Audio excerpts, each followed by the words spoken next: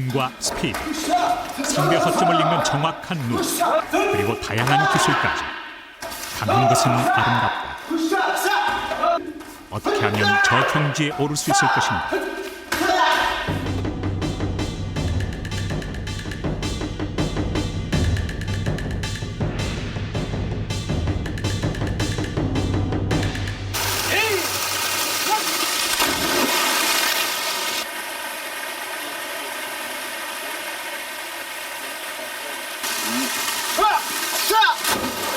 목표가 크고 높을수록 지금의 나는 작고 초라하다.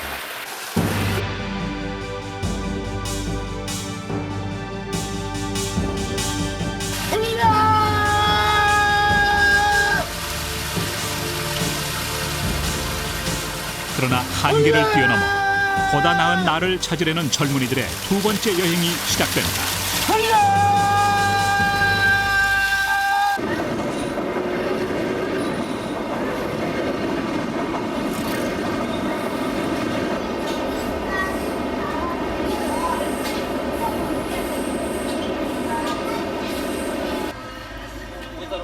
정유진이 지난해 무술 수련을 함께했던 장태식을 찾아 나선 것은 지난 5월.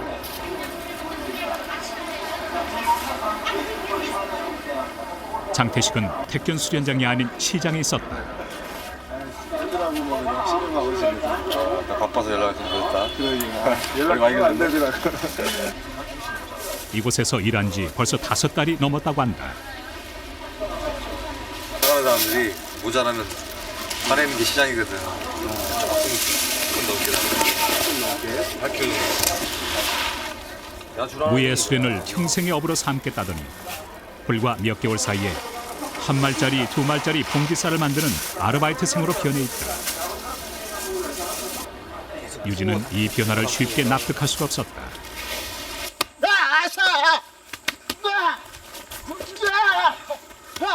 전국을 돌며 고수를 찾아 나섰던 2달여 동안 체력이며 기술이며 얻은 것이 많았다.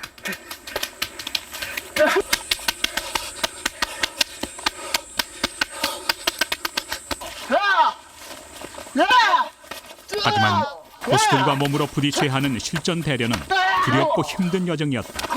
무예에 대한 열정이 없었다면 불가능했을 것이다.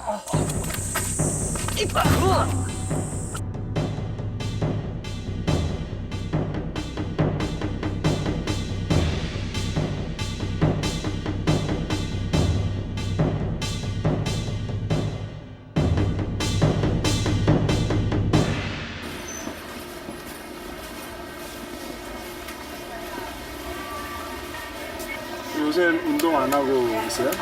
지금 무릎이 좀 아파가지고 인대 쪽에 좀 손상이 있다고.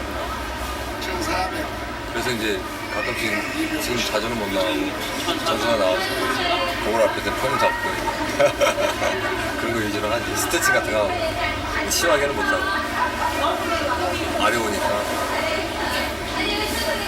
위에서 열심히 하고 싶은데 부상이라고는 하지만 그것 때문에 훈련을 포기할 태식이 아니다. 외출을 머리 감을지 다 쓰러졌어. 나는 그런 일 없을 줄 알았는데 아버지가 그렇게 그러셔버려요. 예전 모습은 이제 못 찾으시지. 그렇지. 그때 많이 가가지고 초환자 수 있을 때 사람들 있으니까 앞에서는 못 그러고 화장실 가가지고 많이 울었어. 너무 속상하고 하더라고.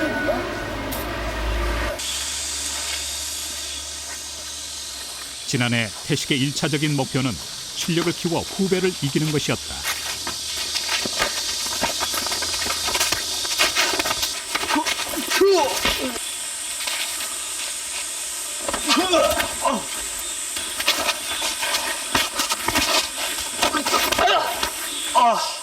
이때 감정이 앞선 무리한 대련으로 무릎에 부상을 입은 게 사실이다.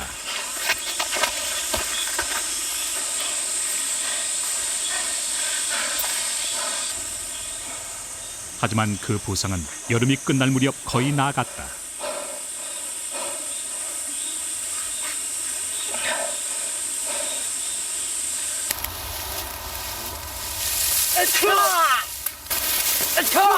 찬바람이 불기 시작할 즈음 몸이 좋아진 장태식은 본격적으로 손기술 연마에 돌입했다.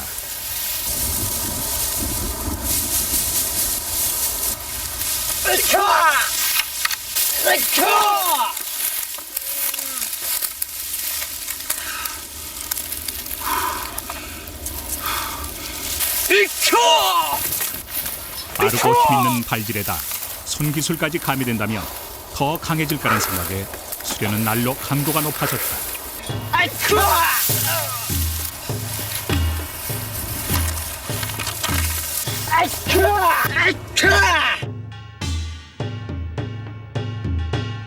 그러나 몸을 돌보지 않는 무리한 수련은 오히려 독이 되었다.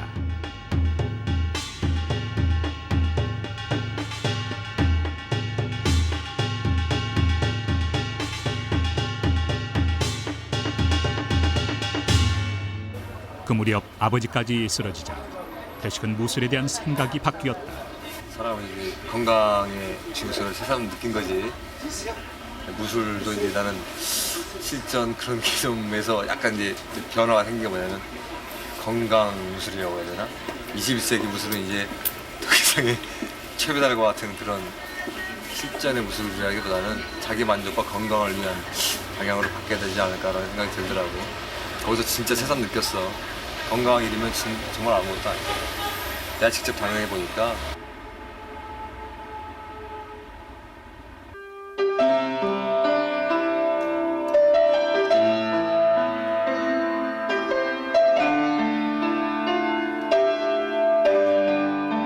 태식이마저 적당히 신체를 단련시키는 차원에서 무술을 한다는데 그럼 나는 무엇 때문에 무예 수련을 계속하는지 유진은 고민스러웠다. 열정의 그림자 그런 뜻으로 알고 있거든요. 그러니까 제 마음에 와닿는 곡이라서 학교 와서 운동하기 전에 운동 치고 그리고 운동을 하고 있어요. 초등학교 교사에다 결혼까지 했다. 얼마 있으면 아기 아빠가 된다. 유진은 정작 고수의 꿈을 포기할 사람은 자신일지 모른다는 생각이 들기 시작했다.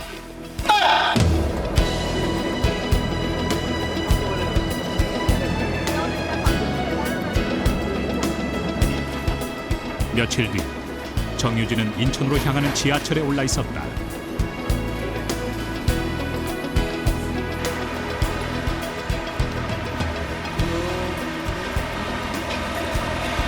여기인 것 같은데요. 수소문 끝에 그가 찾은 곳은 한 격투기 체육관이었다.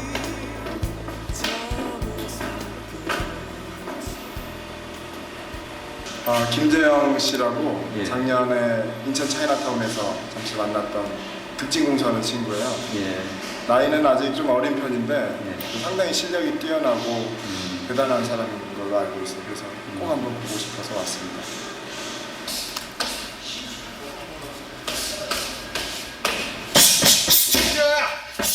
김재영. 지난해 북경 무술대회 우승자.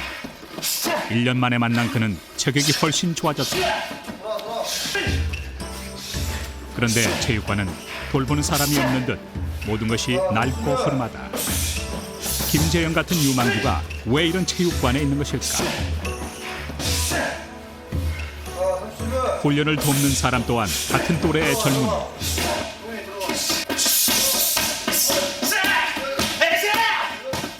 뭔가 남모를 사정이 있는 게 분명하다.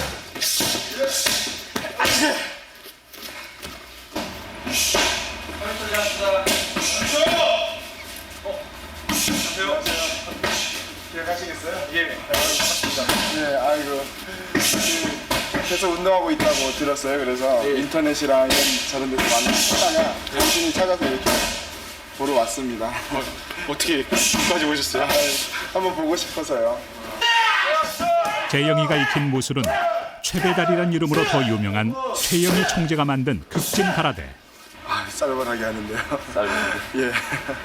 저 주먹에 맞으면 그냥 갈비뼈가 두세 대 그냥 나갈 것 같은데요. 원래 이렇게 매일 이런 강도 높은 훈련을 하는 거예요? 매일 이 정도 수련을 하고 있고요. 강도는 높다고는 아직 생각. 아, 이게 또 강도 높은 게 아니에요? 이거 지금 저 옛날에 시합 나갈 때는 시합 많이 했는데 지금 시합 끝난 지 얼마 안 돼서 조금씩 다시 올리고 있는 한 2배 정도는 더. 이들을 보자 겨뤄보고 싶은 마음이 든다. 유진은 태권도 5단. 특징공수 좀 배워보고 싶어가지고 멀리 찾아왔어. 제가 그 친구에 대해 가르칠 자격이 있는지는 잘 모르겠는데요. 제가 아는 거 좀 도움을 좀 같이 서로 얘기해가면서 한번 하겠습니다. 일단 특징하는 특징을 장점으로 보자면 맨주먹, 맨몸 대 맨몸 까놓고 한다 이거예요. 전진하면서 서로 자신의 있는 기량을 마음껏 펼치면서 속임수 없이 정말 서로 간에 승부를 하는 거죠. 딱 뻘뻘 흘려가면서 정말 남자 대 남자로. 평소 운동할 때 항상 가지고 다니니까 아, 이걸 가지고 다니세요? 도복 넣어갖고 다니는데 운동할 때 항상 가지고 다닙니다. 보호장구를 꺼내는 유진의 얼굴에 긴장감이 비쳤다. 유진의 대련자로 나선 봉필남은 헤비급. 우선 체급부터 차이가 크게 난다. 굉장히 체급이 다른 것 같은데 어떻게 괜찮겠어요? 배우는 사람 입장에서 예. 찬밥 더운밥 그럴 거 없이 예. 가르쳐 주신 대로 배우겠습니다. 어? 예? 어? 뭐라고? 징가라데는 무체급입니다. 예. 아, 체급이 없어요? 예.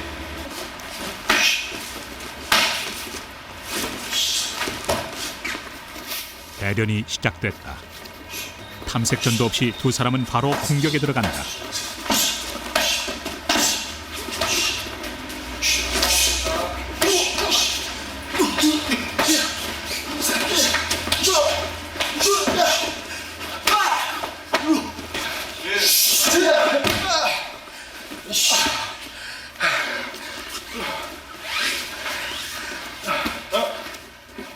유진의 기술은 거의 먹혀 들어가지 않는 반면 봉필남의 주먹과 발차기는 정확하게 유진에게 꽂힌다.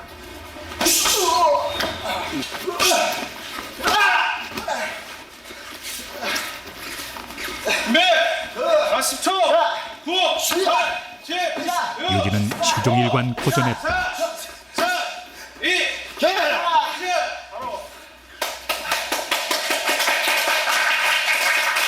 잘하시는 겁니다. 혹시 좀 뭐 봐주시고 하신 건가요? 그냥 하신 건가요? 방송용 멘트 원하십니까? 이런 도전을. 지난 겨울 이후 홀로 수련을 계속해왔던 유진은 대련 결과가 믿기지 않은 눈치다. 운동하는 목표가 뭐냐 그러면은 딱 하나야, 딱 하나. 뭐예요? 오직 강해지기 위해서. 딴 게 없어요. 극진가라데계에서 인정받는, 세계에서 인정받는 그런 선수가 되는 거예요. 최고 고수가 되는 거. 그날 저녁 김재영은 유진이와 체육관 식구들을 집으로 초대했다. 동경 청취율 불태우자. 태우자. 아드님이 이렇게 매일 험한 운동을 해서 걱정 안 되세요? 걱정은 안 되세요? 아이 걱정이야 좋죠. 아, 좋으세요? 네.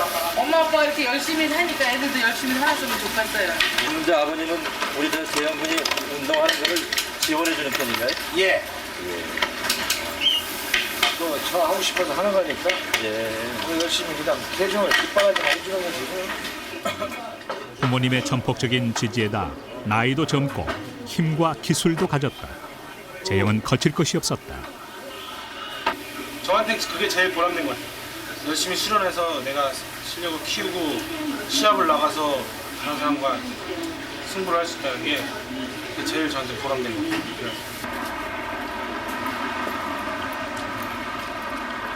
1년 사이에 몰라보게 성장한 재영을 만나고 이틀 뒤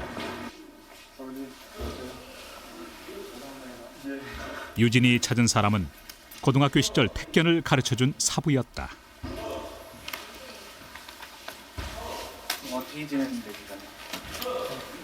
그냥 학교 다니고 애들 가르치고 운동은 조금씩 하고 있고요. 이렇게 지내고 있어요. 8년 전 사부와 유진의 만남은 거창고등학교에서였다. 그때 사부는 유진에게 택견 수련을 계속하라고 권했지만 유진이 서울의 대학에 진학하면서 인연이 끊어졌었다. 근데 이렇게 좀 뚝뚝하세요? 예, 원래 그래요. 말도 잘 못하고 그러지 뭐 하는 거랑 무예 아니면 산 타는 거 산에서 뭐 약초나 캐는 거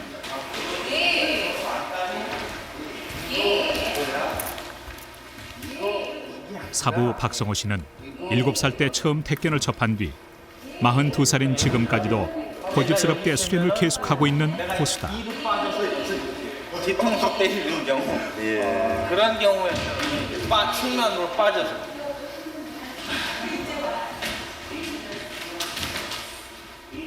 유진에게 보법을 연습하라는 지시가 떨어졌다. 체육관에는 이것만 연습하는 사람이 여럿 보인다. 아주 기본적인 동작인데 사부는 예전부터 이걸 1년 동안 연습시키곤 했다. 사부님께서는 하나가 제대로 안 되면 그 다음 걸 가르쳐 주시지 않으니까요. 근데 8년 전에 배울 때도 하나가 완전히 됐을 때 다음 동작 가르쳐 주셨거든요. 그래서 그것만이라도 좀 익히기 위해서 계속 공부하고 있습니다.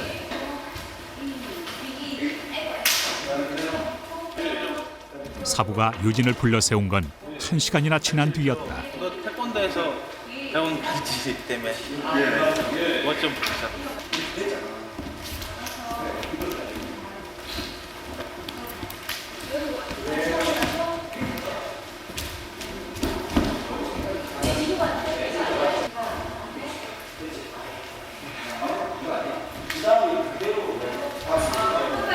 얼마일로 이제 나를 때리는 거야 지금.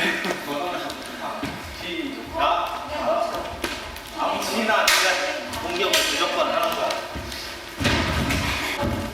이건 대련을 하자는 뜻이다. 예상치 못한 일이었다.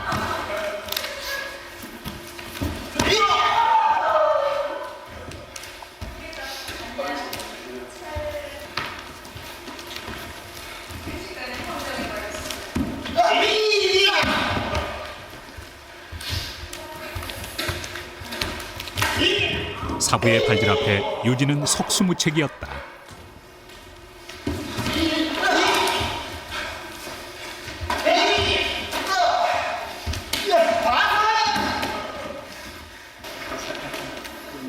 겉보기에는 발로 한 번 차는 것 같지만 실제 대련자인 유진은 한 번 발질에 서너 대를 맞은 듯했다. 상당히 강하시고요. 위력이 많이 느껴졌습니다. 사부님이 좀 봐주신 것 같은데. 예, 사부님이 봐주셔야죠. 제자한테 봐주셔야죠.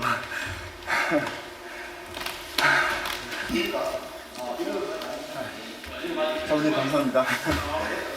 사부님이랑 헤어지고 8년 됐는데 무술을 제대로 배우고 싶었는데 가르쳐 주시는 분이 없었어요. 대학교 동아리에서 선배들한테 태권도를 계속 배우고 그리고 여러 가지 무술들을 배웠는데 항상 이렇게 많이 자세하게 가르쳐 주시던 사부님 생각이 많이 나더라고요. 정말 오랜만에 이렇게 찾아뵙게 됐습니다. 많이 가르쳐 주십시오. 진정한 무예라는 것은 자기의 완성이야. 모든 사람들이 무예를 추구하는 것도 자기의 완성을 하기 위해서 마지막 단계에 완성을 하기 위해서 무예를 추구하는 것이니까 무예가 완성이 되면은 자기의 건강이 완성이 되는 거거든. 그래서 모든 사람들이 그걸 추구하려는지도 모르지. 여튼 간에 지금 홍천에 있으니까 홍천에 언제 시간 내서 한번 내려보라고. 사부는 건강 무술이나 실전 무술이나 별 차이를 두지 않는 듯했다.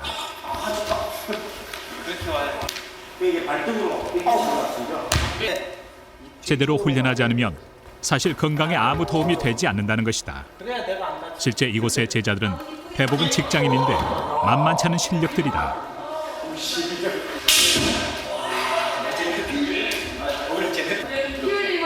딱 가다가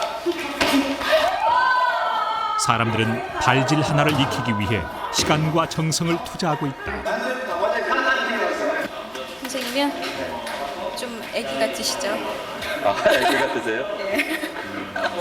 눈빛은 매섭고 그런데 가끔 하시는 게 이렇게 저희한테는 무술인 같이 행동을 하시는 건 아니고 예. 그냥 소탈하게 행동을 하시니까 예. 저희 같은 일반인들도 배울 수 있는 것 같아요.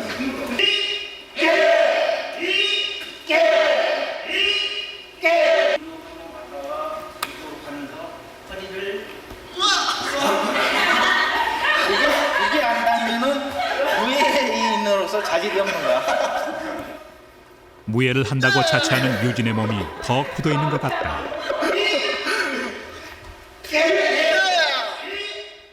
마음속에 생각만 가득하고 실제 수련이 부족한 것은 아닌지 이날 유진은 자신을 향해 회초리를 들었다.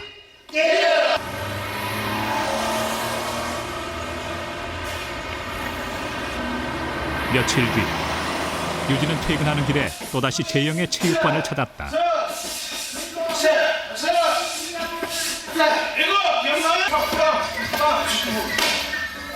재영은 제자들을 훈련시키고 있었다. 서너 살 차이밖에 안 나는 후배들에게 재영은 벌써 위험 있는 사부가 돼 있다. 무서운데요. 무서워요? 네, 운동을 배우는 사람으로서의 입장과 또 가르치는 사람으로서의 입장이 그래서 모습이 크게 다른 것 같아요. 괴물 같아요. 괴물이요? 예. 왜 괴물 같아요? 너무 잘해서. 너무 잘해서? 예. 재영이 어떻게 이토록 빨리 무예를 익힐 수 있었을까? 밀어 선대. 훈련이 끝나고 유진은 재영과 이야기를 나누고 싶었다. 재영이 안내한 곳은 지하철이 지나가는 선로 옆에 포장마차였다.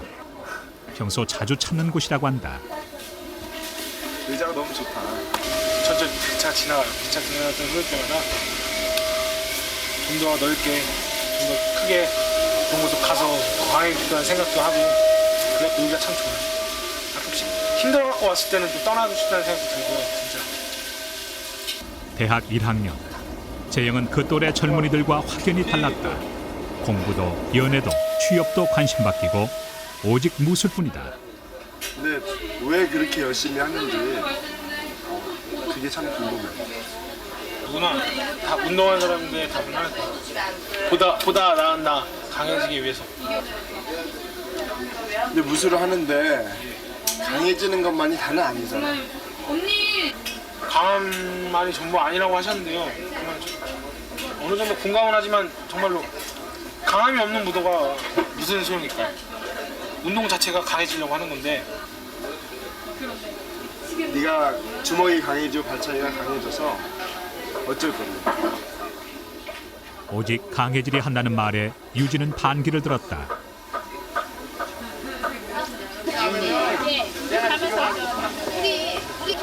내가 아는 사람 중에 정말 강해지고 싶어서 죽으라고 운동을 했던 사람이 있어. 그 사람이 무릎을 다쳐서 움직일 수가 없어 지금. 너무너무 좋아하는데 그 좋아하는 운동조차 할 수 없어 이제.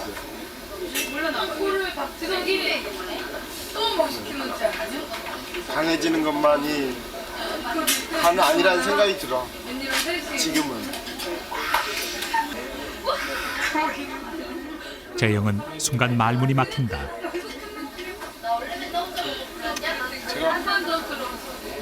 내가 더 이상 강해질 수가 없다.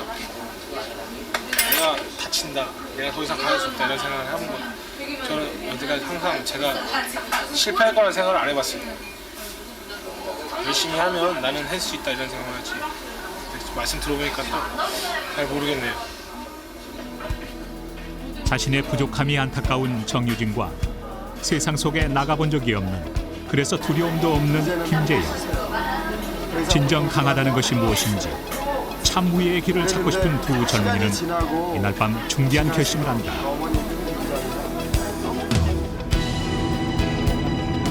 고수를 찾아 떠나는 여행길에 오른 것이다. 소식을 듣고 재영의 선배 봉필남이 동행을 요청했다. 재영이나 필남이는 무에타이 하는 사람들하고 한번 대련해본 적 있나? 아니요, 해본 적은 없는데 두려움이 없어요? 만나는 거에 대해서는 두려움이 가슴 없어요? 떨리는데 좀 하고 싶어갖고. 아, 하고 싶어서 기장되는 건데. 이들이 첫 번째로 찾은 곳은 태국의 전통 무술 무에타이의 고수가 있다는 이천의 한 체육관. 전투 기술에서 시작된 이 무예는 대련이 격렬하기로 유명하다.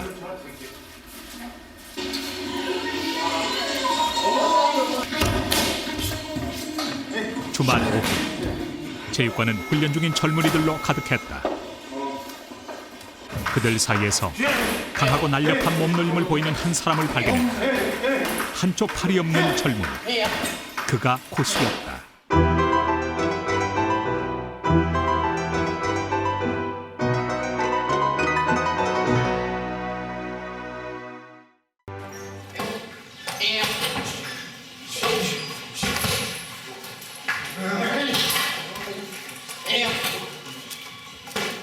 한쪽 팔이 없는데도 불구하고 이 체육관을 이끄는 김성기 씨의 힘과 스피드는 가히 위력적이다. 올해 29.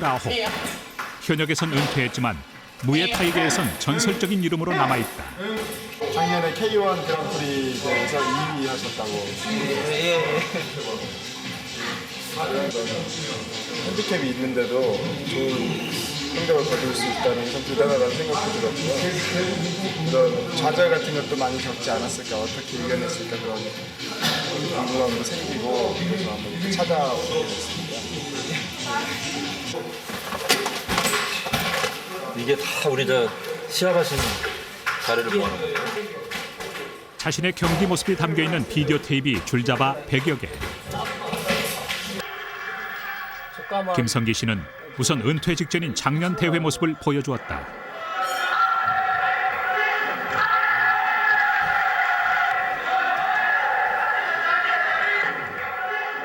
무에타이는 손과 발을 자유자재로 사용하는데 김성기 씨의 발차기는 유난히 빠르고 강력해 보인다.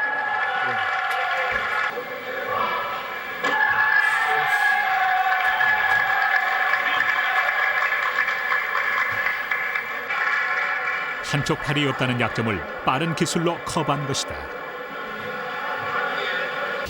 뭐 무조건 타 운동 안 좋다 이게 아니라 그 운동에서 그 기술이 만약에 공수 때 이 기술 멋있다 자기한테 쓰면 잘 먹히겠다 그럼 그 기술을 자기 거로 받아들이는 거예요.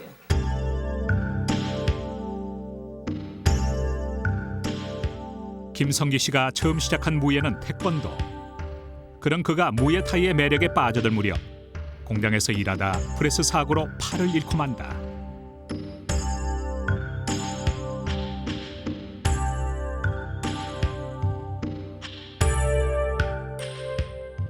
그리고 따낸 챔피언 벨트.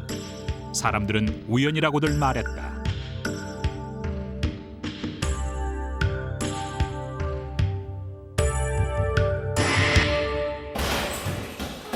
그러나 김성기 씨에겐 당연한 결과였다. 혹독한 훈련으로 자신을 담금질하는 시간이 그에겐 있었다. 처음 들었다 같이 그럼 전에 운동도 여러 가지 했었지만은 그리고 이제 저희 스승님이 저를 이렇게 뭐 진짜 장애인 취급하지를 않고 진짜 일반 사람 똑같이 자기 아들처럼 대해주고 저를 잡아줬어요 끝까지. 떨리네요. 대련을 앞두고 체육관 안엔 팽팽한 긴장감이 감돌았다.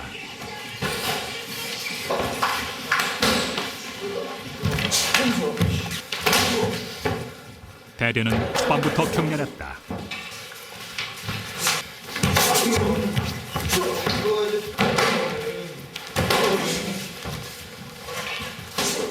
기술이 이런 거 많이 써먹어야 돼요. 형이 연습해도 잘 안 나오는 거예요.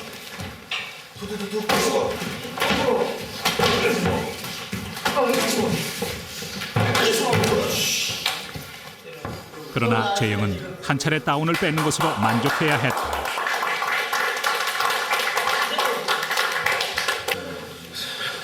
규칙이 변하니까 좀 저를 잘 안 보이더라고요. 상대 선수가. 상당히 도움이 된 것 같아요, 진짜로. 정유진은 김성기 씨가 직접 상대해 주었다.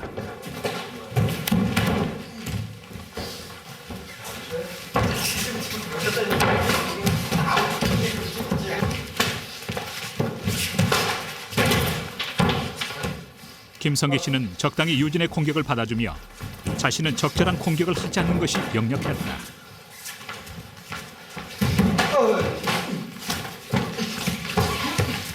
유진은 김성기 씨의 상대가 될 수 없었다. 더욱이 유진은 경기가 끝난 뒤에도 호흡을 가다듬지 못했다. 저도 운동을 안 했지만 많이 지치시네요. 네.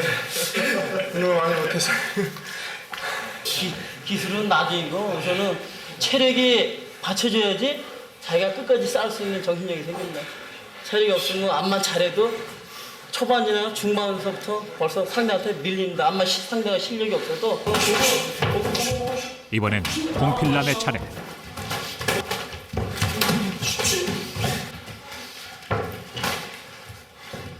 후반으로 갈수록 필남의 몸은 점점 무거워졌다.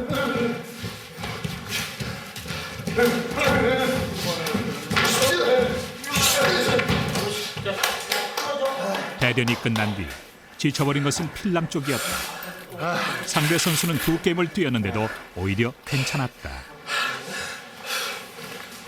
잘 보고 지치시네요. 진짜 역시 운동을 안 하면 후반에 체력이 지치시네요. 그렇습니다. 네, 그렇습니다. 저희를 이렇게 지도해 주시는 분이 계셨었는데요. 이렇게 좀 불의의 사고로 이렇게 전투상을 뜨셔서 제가 이제 방황을 많이 하다가요. 이제 재영이랑 열심히 해보자. 올해 가라데 전일본 시합이라고 했고요. 11월 달에 있어가지고 아직 그 실력 갖고는 아직 저희 나라에서도 먼저 저희 나라 선수들 헤비급을 다 이긴 다음에 거기 가서도 할까 말까인데 시합으로 많이 뛴 선수들이라 하면은 아직 실력이 좀 딸려요 한참. 제가 보기에는 그렇게 생각했습니다. 저 같은 경우도 이제 중국 때 제가 발을 이대로는 어떤 대회도 나갈 수 없다는 김성기 씨의 지적은 충격적이었다. 주먹보다 발을 더 많이 써.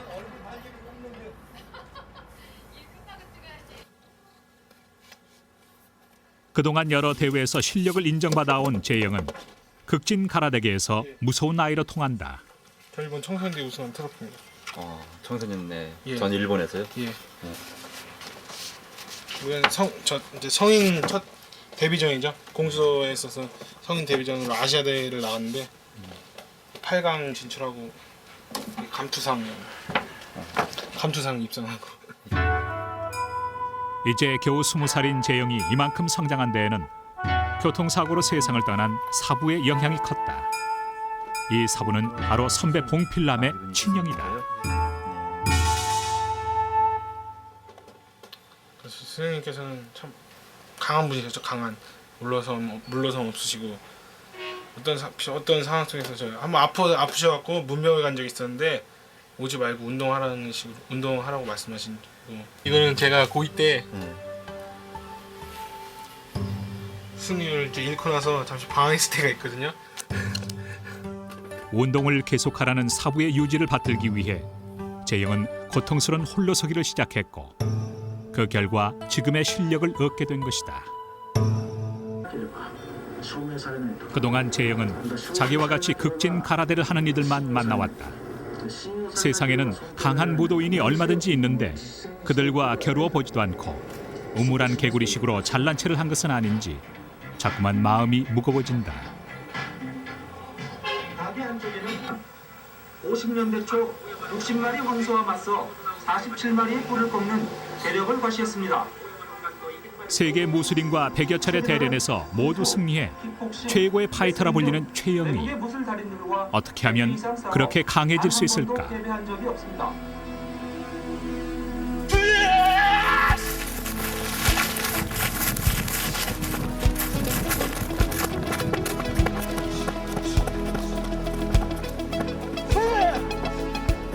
늘 하던 훈련이지만 재영은 몸놀림 하나하나에 힘이 들어가는 걸 느낀다. 마음이 초조할수록 훈련은 더 고통스럽다. 최영희 총장님께서 입산 수련하실 때 그분께서도 힘든 건 있으셨나 봐요. 자꾸 약해지는 자기 마음을 다스리려고 눈썹을 밀으시고 또다시 다짐을 하시고 평생의 인내 속에서 살아오신 그분을 이런 산속에서 오게 되면 또 생각이 나고 또 생각을 하게 되면 너무 갈 길이 멀기도 하고 내가 너무 부족한 것 같다는 생각도 들고. 일단 최고의 자리가 눈앞에 있다고 여겼던 자만심을 버려야 했다. 그런데 그럴수록 자신감마저 사라지는 건 왜일까?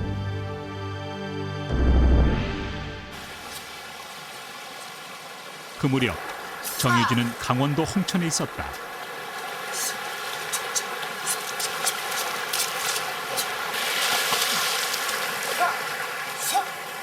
무예를 시작한 지 어림잡아 10년.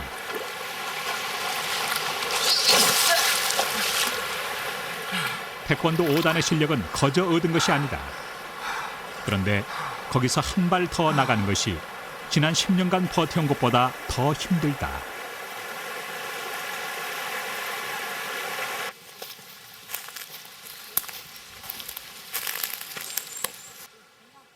유진이가 홍천에 내려온 것은 사부를 만나 비법을 한 수 가르쳐달라고 할 심산이었다.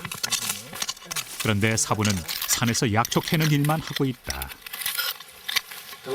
여기에 이제 어열들은데 사람들은 어열이요? 네. 저랑 한 1년만 따라다니시면 거의 고수가 됩니다. 약초에. 아, 약초의 고수요? 7살 때 만난 산속 백발노인에게 택견을 배웠다는 사부 박성호 씨는 제자의 마음을 아는지 모르는지 유진에게도 약초를 캐란다. 그렇죠. 무예의 한 일부분이죠. 왜냐면 자연과 나의 호흡이니까 일단 산속에 들어오면 자연스러워지잖아요. 그리고 이 얘들하고도 거의 친해질 수 있고. 뽀뽀라.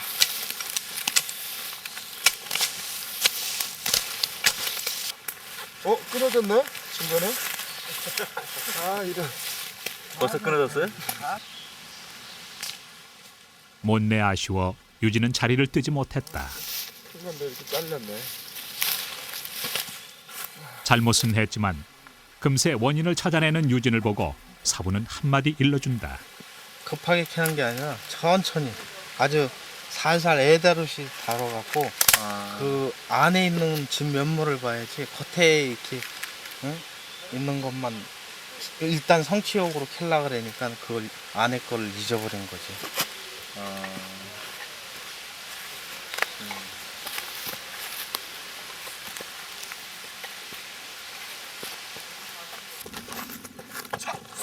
사부의 본격적인 가르침은 산 하나를 완전히 넘고 난 뒤에야 시작됐다.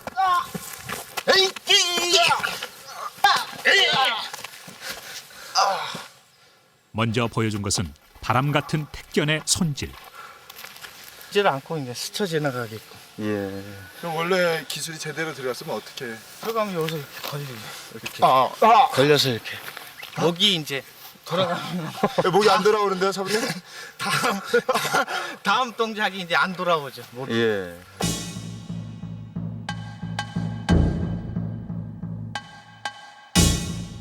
이것은 택견 발질의 절정으로 손꼽히는 비각술.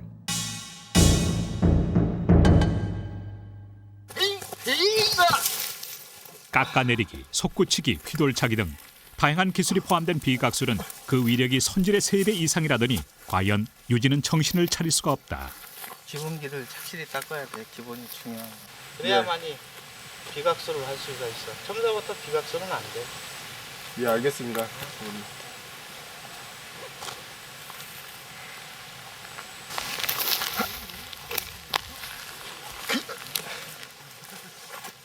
서둘러 비법을 배워도 시원찮을 마당에 또다시 기본 보법을 연습하란다. 그러나 유진은 한마디 불평 없이 사부의 가르침을 따랐다.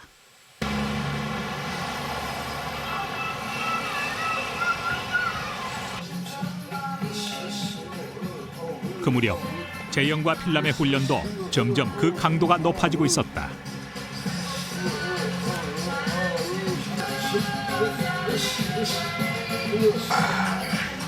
안에 있는 복부나 이런 안에 있는 장 그런 부위들을 다 눌러주면서 하나하나씩 발견하는 거죠. 10대 배를 딱 맞으면 꼬이는 느낌이 있거든요. 숨을 못 쉬고 복부를 관통했을 때 그럴 때 이제 최소한의 보호를 해주는 거예요. 몸 자체가 더 버틸 수 있게. 사부였던 친형의 죽음으로 무예를 접었다 돌아온 필남은 예전 체력을 회복하는 데 온 힘을 쏟았다.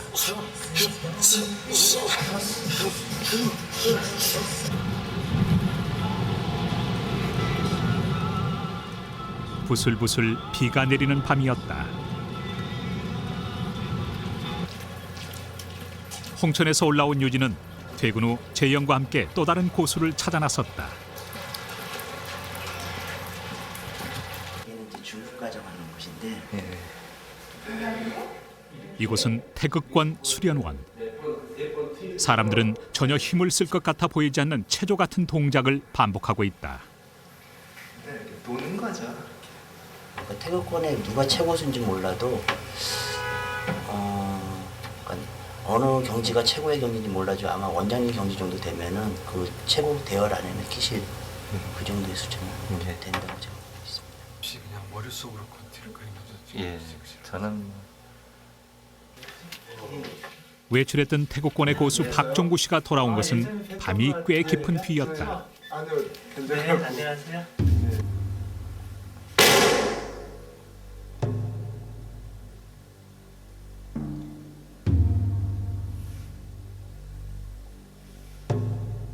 그는 이 갑작스런 손님을 위해 태극권의 기본 품새 몇 가지를 직접 보여주었다.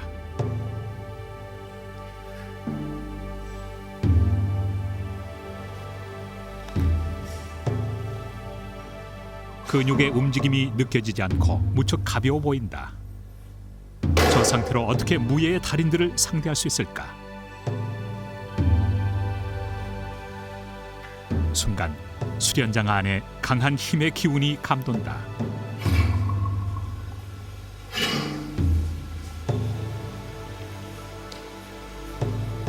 때로는 가벼운 체조 같고 때로는 힘이 한 곳에 모여지는 것도 느껴진다.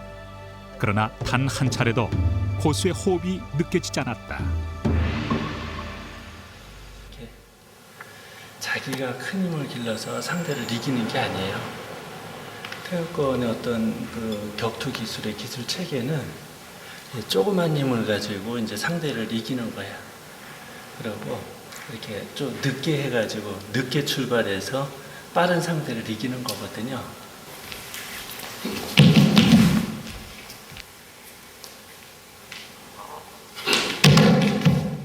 살짝 손을 대는가 싶었는데 어른 장정을 밀어낸다.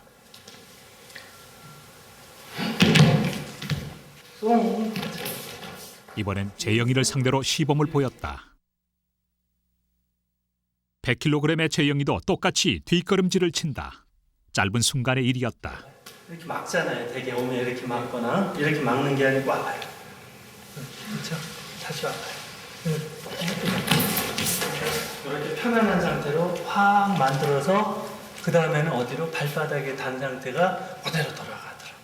여기 이제 태극권의 형의 연습이죠. 그래갖고 나중에 탁 뛰면 탁 부딪혀먹고 그렇죠? 닿는 순간에 이제 이걸 활용해서 이제 하는 거예요.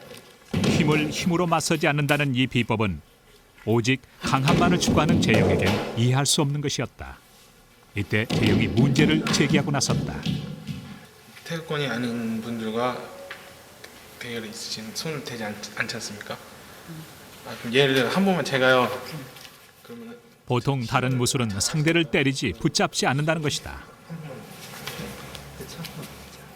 실전에서 과연 어떻게 응용될 수 있을까? 여기. 그렇죠? 하나, 둘, 셋. 그렇죠?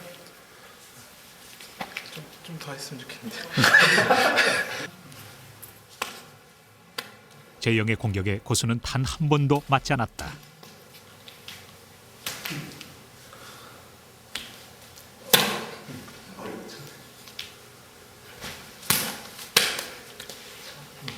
이 손을 대고 있는 순간에는 마음이 어떠해야 되느냐면 저 허공과 같아야 돼요. 허공이 어땠어요? 벼 있죠? 응? 그 허공 속에 이기고 지려고 하는 마음이 차 있고, 강맹하게 하려는 마음이 차 있고, 이 수를 계산하는 마음이 차 있고, 이러면 어떻겠어요? 아무것도 지나갈 수 없죠. 그래서 읽을 수가 없는 거예요. 하나.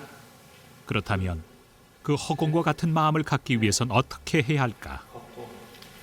고수는 먼저 몸에 힘을 빼는 법부터 익히라 가르친다. 자, 들어왔다. 오케이. 이기기 위한 시합은 최소한 최고의 효율적인 걸로 상대를 하는 건가. 예를 들어 여기서 제가 한번 대결하겠습니다 했으면 벌써 말씀하신 이렇게 제가 힘을 쓸 기회조차 없을 거면 제가 분명히 힘을 느꼈으니까. 그래요. 네. 치고받고 싸우는 걸로만 이렇게 생각을 하는데 좀 더 그런 차원의 다른 차원들을 보여줄 수 있다는 게 상당히 무술로서 좋은 거라고 생각합니다. 그렇죠. 맞아요.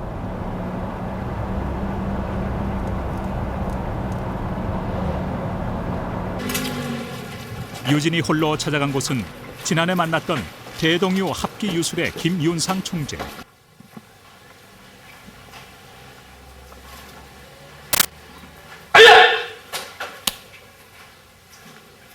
김윤상 총재는 여전히 수십 명의 젊은이들을 상대하며 합기유술을 가르치고 있었다. 안녕하세요. 언제 왔어? 좀 전에 왔습니다. 먼저 오셨던 전유진 선생님이셔요. 좀 뭐 인사드려요. 그래, 네. 인사를 마치자마자 김윤상 총재는 소위 술기라 부르는 그만의 비법을 보여준다.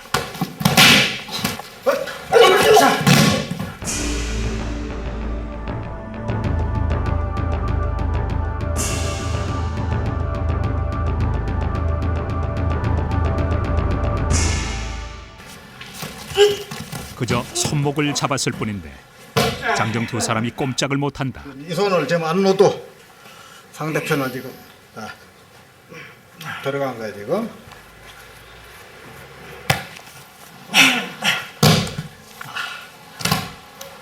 그러면 전 선생님이 나와서 손목을 한번 잡아봐. 안껏 잡더니 상관없으니까. 이렇게. 유진은 힘껏 손을 잡는다. 잡으라고? 됐어.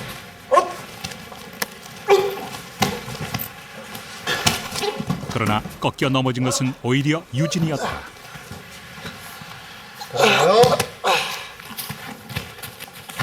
안 빠져나가요?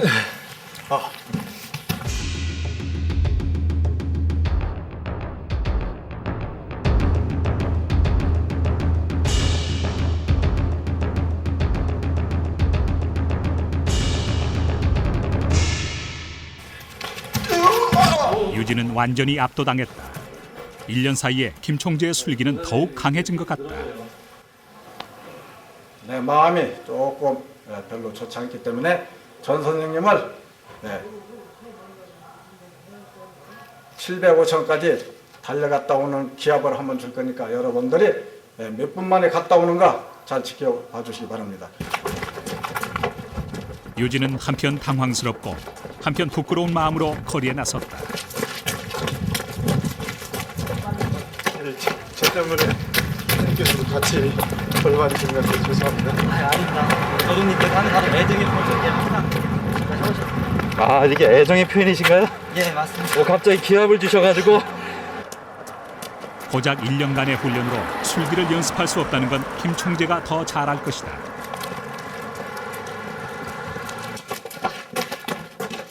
그럼에도 이렇게 벌을 주는 건 무슨 이유에서일까?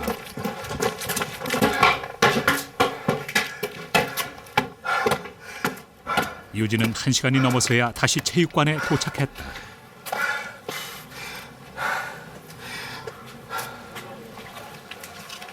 갔다 왔어? 예. 어때요? 정신이 번쩍 들어? 예. 여기 같은 것도 하다 보니까 굉장히 숨이 차석을 하는데 많이 단련은 안 된 걸로 이렇게 나타나는 거예요. 역시 고수는 체력이 부족한 유진의 단점을 꿰뚫어 봤던 것이다. 재영과 필람이 뒤늦게 도착한 건 그때였다. 저렇게 손 데까지 오느라고 애썼어. 고속버스 터미널을 찾지 못해 헤매다 늦은 재영과 필람은 먼저 환갑이 넘은 고수 앞에서 그들이 익힌 극진 가라데를 시범 보였다.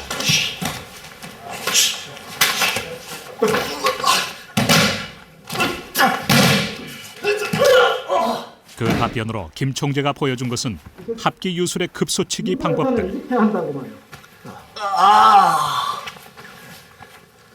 천무 급소를 이용해서 들었을 때 여러분들 생각 지저분하다 그렇게 생각해요. 사람이 격투하는데 죽는 마당에서 지저분한 게 어디 있냐는 말이에요. 규격 있게 잘하고 잘 뽑고 하는 것은 그것은 시합이나 할 때 하는 거지. 이게 실전에 가서는 그게 못 하는 거예요. 그렇기 때문에 순간 필람과 재영의 얼굴이 굳어졌다.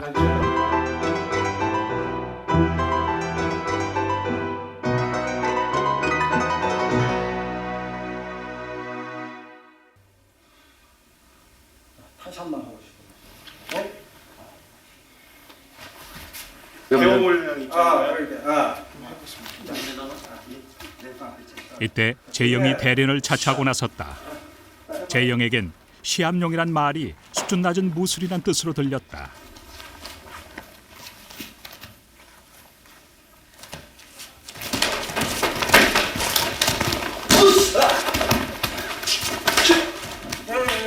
재영의 일격은 강하고 빨랐다.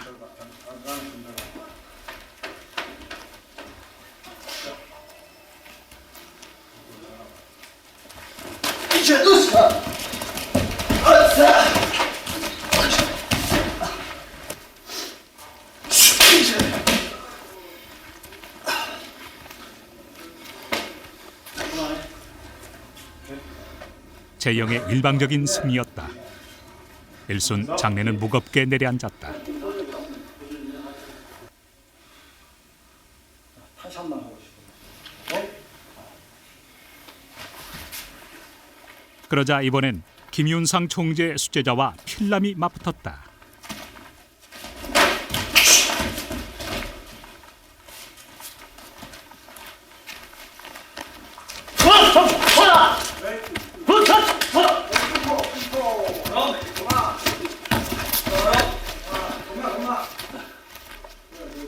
두 사람 모두 격렬했다.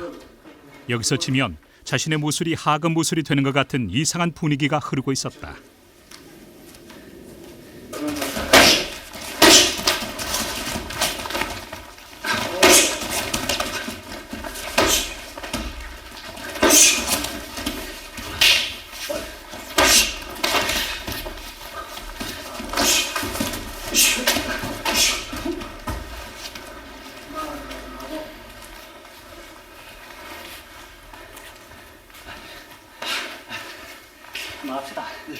계속한다면 둘 중 하나는 다친다. 박상기 관장이 대리를 중지시켰다. 지금 둘이다 보면 감정이 좀 배제가 돼서 천번에 나온 거리다가 하니까 하나가 이제 또 이렇게 된다고. 그것을 자제할 줄 알아야지 된다고 말이에요. 절대 이 한편 감정을 개입시키면 절대 안 된다고 말이에요. 이런 대련은 의미가 없다. 훈련은 더 이상 진행되지 못했다.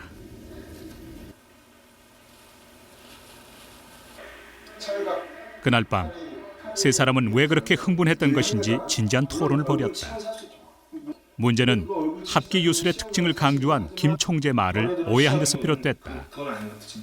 아까 전에 말씀하신 게 너네는 시합 위주고 우리는 생사가 달린 그게 저희가 잘못됐다는 그거에 처음에 화가 났다는 거죠. 진검수련도 사실은 필요하고 죽도수련도 필요하다고 생각을 해요. 시합도 필요하고 또 정말 상대가 내가 죽느냐 상대가 죽느냐 그런 상황이 많지는 않지만 평생에 한두 번 올 수도 있다고 생각해요. 무술가로서. 그 정도의 정신을 우리는 배우고 싶다 이거죠. 지금 같지는 않더라도 그 정도까지 우리는 그렇게 내 정신과 내 몸을 강하게 해주는 생각을 갖고 실력을 키우고 하는 하에서 그 대회라는 게 있는 건데 끝은 거긴데 끝은 같은 거죠. 끝은 같은 건데 과정이 그분들이 말씀하신 첫째가 끝은 같은 게 아니었어요. 그때 말씀. 김윤상 총재 아들이 찾아온 것은 그때였다. 그는 아버지가 평생을 고집스럽게 합기 유술에만 바친 분이라고 설명했다. 그 스승님에 대한 선생님에 대한 그런 어떤 존경심이랄까 그런 것들이 정말 남다르다. 네, 그리고 그 아까도 말씀하셨지만 여태까지 운동을 하셨던 게 그 스승님과의 어떤 그 유지가 받드는 거였거든요. 스승님 때문이라는 말 한마디에 이들은 마음을 풀었다. 그들이 무술을 하는 이유도 마찬가지였다. 이날은 마침 5월 21일 필람이 성년이 되는 날이었다. 이렇게 만나는 것도 인연이에요. 필람 선배님의 성인의 날을 축하하면서 건배. 이제는 생각하는 것도 타인을 이해하는 것도 어른이 돼야 한다. 무술가는 촛불을 입으로 끄는 게 아니야. 주먹으로 끄는 거야. 발로 끄든지.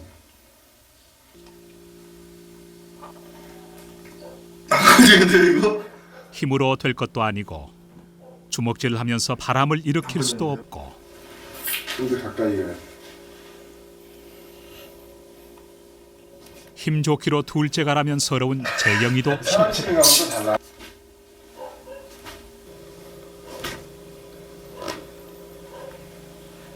이렇게 하는 거야. 마음의 앙금을 털어버리고 이들은 밤늦도록 필람의 성년을 축하했다.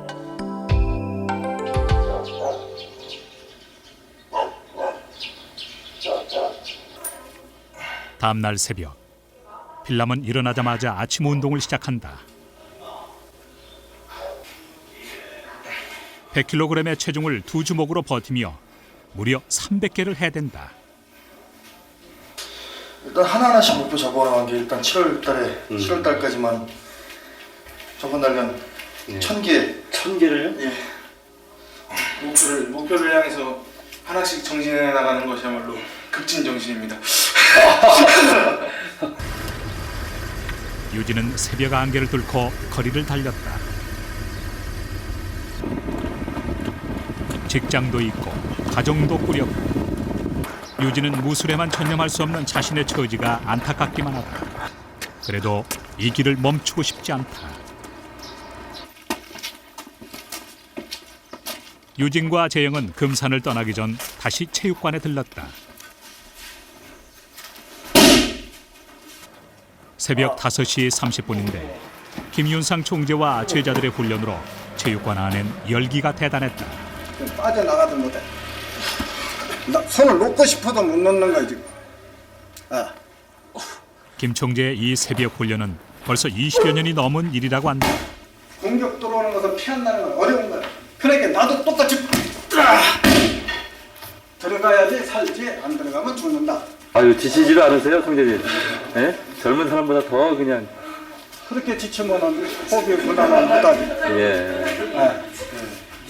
이게 안 지치시는 비결이 어떤 거예요? 그것이 이제 뭐냐면 꾸준히 했다는 거. 호흡하고 육체하고 기술이 하나로 맞아 들어간다는 거. 평생을 합기 유술에 바친 결과는 이제야 조금씩 나타나고 있다. 최근엔 일본의 유명 무술 잡지에 김 총재에 관한 기사가 소개되기도 했다. 만약 그 용술관에서 최용수로 대동류 기술이 그냥 그대로 남아있다면 대동류 인맥으로 있어서 최용수로 존재를 부정할 수가 없는 증거가 된다. 김 총재는 기사 중에서 특별히 이 대목을 읽어주었다. 자신을 통해 스승 최용술 도주가 다시 평가받고 있다는 대목이다. 그 기사를 읽고 노사부는 눈물을 흘렸다 한다. 그것은 나도 모르게 이제 그렇게 이제 감복이 복받쳐가지고 그렇게 된 거죠, 이제. 지방의 작은 도시에서 체육관을 운영하며 무술을 그만둘 뻔한 일이 얼마나 많았는지 모른다. 하지만 그는 버텼다. 죽을 때까지 무술을 계속하라는 스승님의 가르침을 지킨 대가로 환갑이 넘은 나이에 고수의 이름을 얻은 것이다.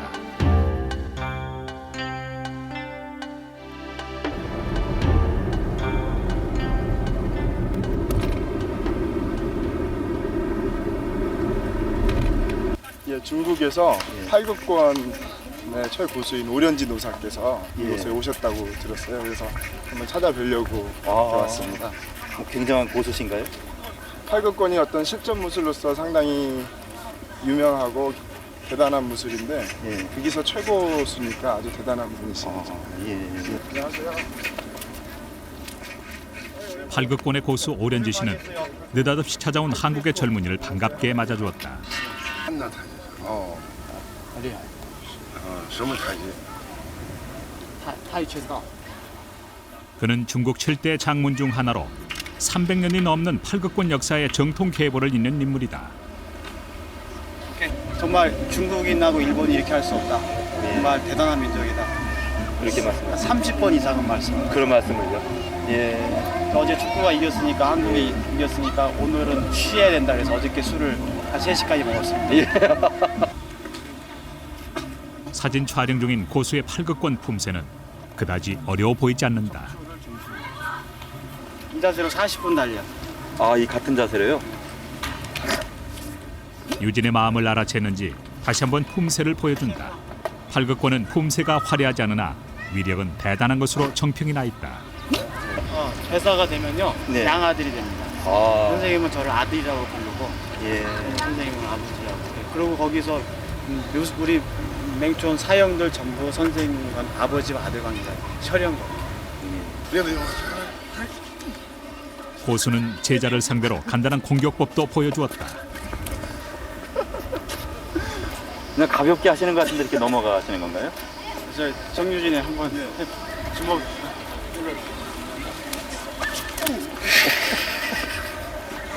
내가 그냥 넘어진 게 아니라니까. 언제 맞았는지 별 느낌이 없는데 유진은 밀려나고 만다.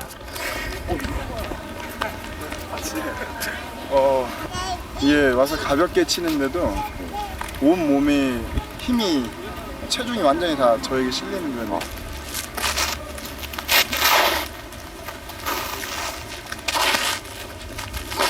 거칠지 않고 가볍게 몸에는 거의 힘이 느껴지지 않는데 저기서 어떻게 힘이 나올 수 있을까?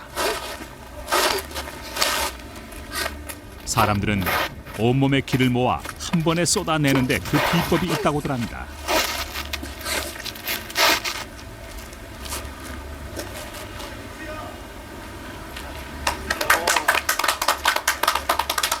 맥박이 160 이상 뛰도록 연습을 해야 힘이 생긴다고. 살살 해가지고 힘이 생기지 않습니다. 그래서 있는 힘을 다해서 온몸의 힘.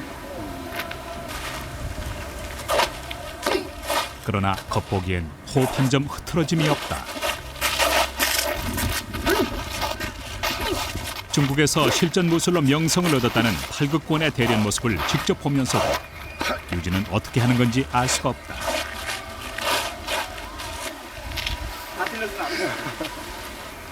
팔극권의 그 격투 스타일이 어떤 건지. 팔극권은 무형. 마음대로 쓴다. 쓸 때. 결국 오련지 씨는 유진을 상대로 대련에 들어갔다.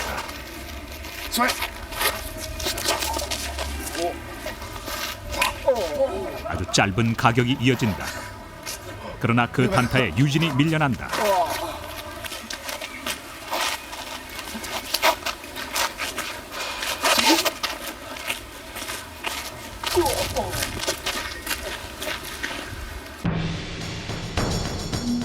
고수가 보여준 것은 팔극권의 아주 작은 일부분.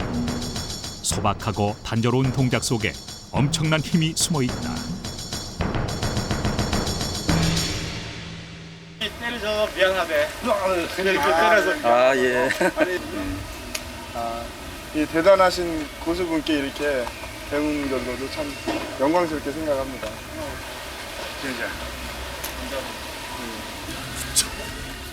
이름 없는 젊은이에게까지 정중한 예의를 갖추는 고수를 위해 유진은 태권도 시범을 보여드렸다.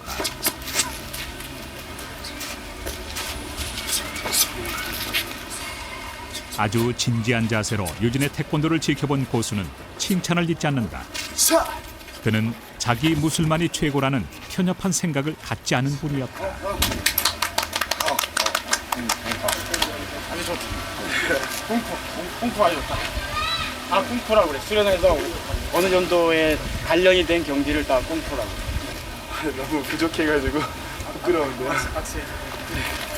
감사합니다. 天下武林是一家， 천하 무림은 단 가족이다. 所以不管什么武术都是一家人。 어떤 무술하든지 관계가 없이 무술한 사람은 전부 한 가족이다. 호방한 고수의 정신세계를 엿본 유진은 제천으로 향했다.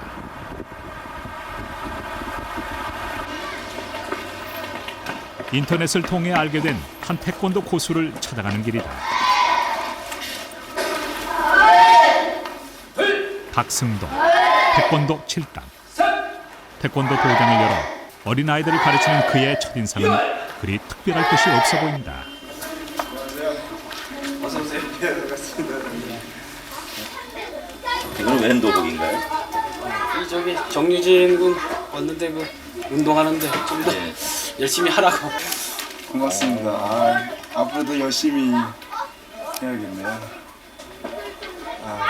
장훈회라고 하는 것은 그 상서로운 구름이니까 그 사람도 죽을 때 이렇게 아름다운 구름을 남기듯이 구름이 이렇게 아름답게 뭔가 하나를 남기고 가라고. 어떻게 하면 무예를 통해 아름다운 이름을 남길 수 있을 것인가? 한문으로 썼으면 더 좋을 텐데 글씨 쓰는 분이 과연 이런 선물을 받을 자격이 있는 것인지 유진은 또 한 번 부끄러워진다. 그런 유진에게 박승동 씨는 자신의 이야기를 들려주었다. 박승동 씨가 인터넷에 올린 자신의 이야기. 그 연재물의 제목은 이루지 못한 약속이다.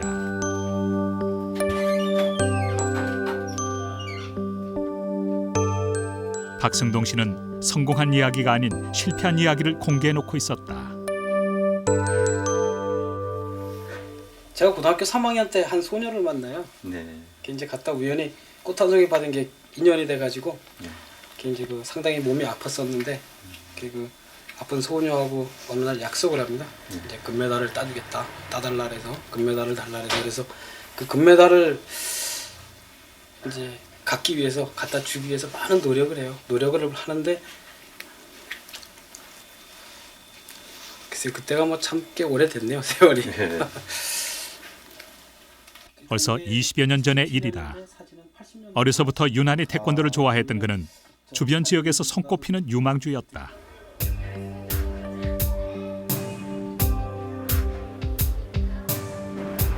그러나 세상의 무대는 넓었고 태권도를 잘하는 사람은 너무나 많았다.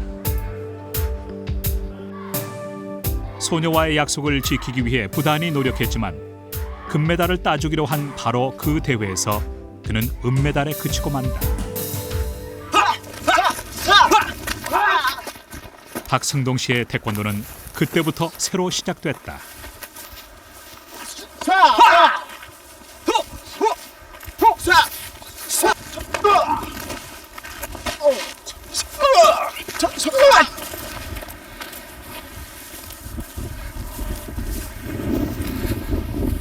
상대를 제압할 수 있는 기술은 가장 단순하고 빠른 기술이에요. 숙달되거나 고수들 사이에서 이래 보면은 작은 움직임 하나가 다 파악이 된다고 이렇게 상대를 봤을 때는. 그러기 위해서는 진짜 뭐 빗방울 떨어지는 그 순간, 그 물방울이 위에서 하루 똑 떨어지는 그 부딪히는 그 찰나까지도 내가 캐치할 수 있는 그 스피드와 그 준비 상태가 돼 있어야 되지.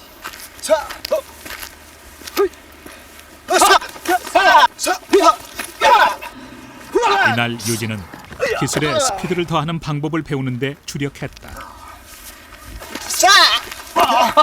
이 기습당했네. 금방 응용하네.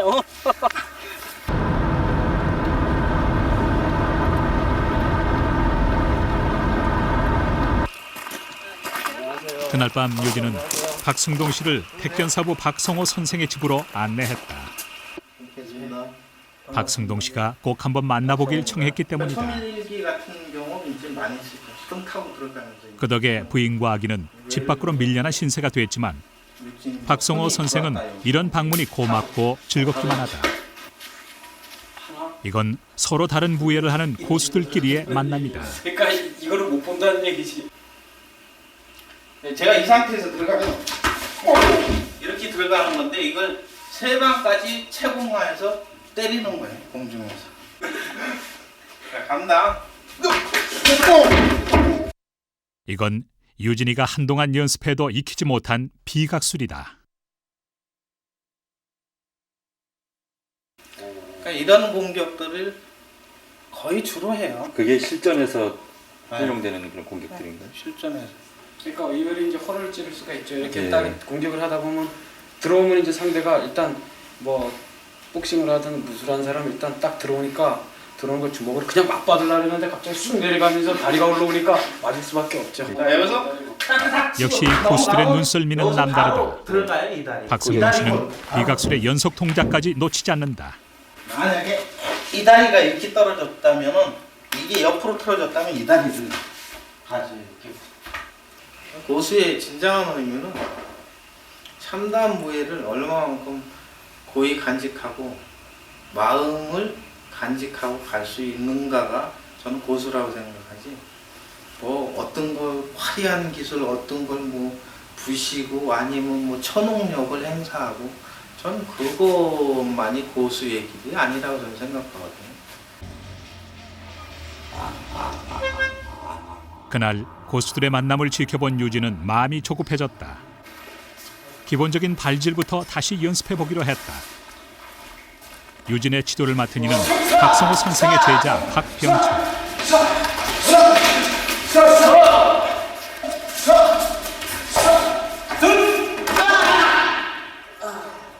박병철 씨의 발질은 언제 닿았는지도 모를 만큼 가볍게 스치듯이 지나가지만 유진을 쓰러뜨릴 정도로 힘이 넘친다.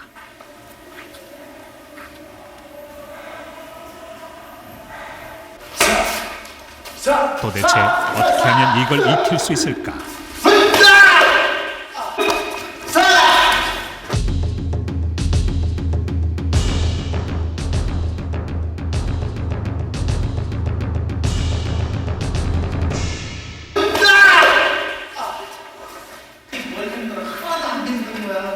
호흡만 잘 맞추고 천천히 발에다 힘 주고 그러니까 동작에다 힘을 주니까 힘든 거야. 동작에다 힘을 주지 마. 힘 빼고 차는 발 속도의 회전력에 의해서 발이 나가야지.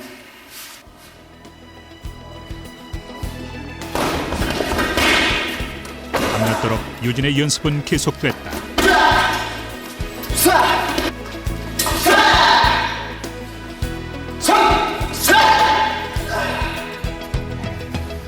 이걸 이기지 않고서는 한 발짝도 앞으로 나가지 못할 것이다.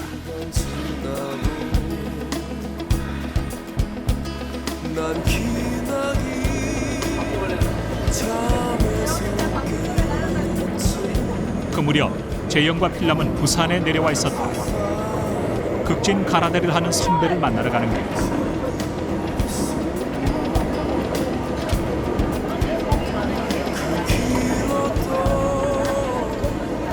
지금 김경훈 사범하고 뭐 스파링도 하셨다는데. 예, 진짜 많이 배웠죠. 그때는 진짜 운동 많이 쉬어서요. 예. 많이 배웠습니다. 많이 배웠어요? 많이 배웠다는 게 뭐예요? 많이 맞았죠. 많이 맞았어요?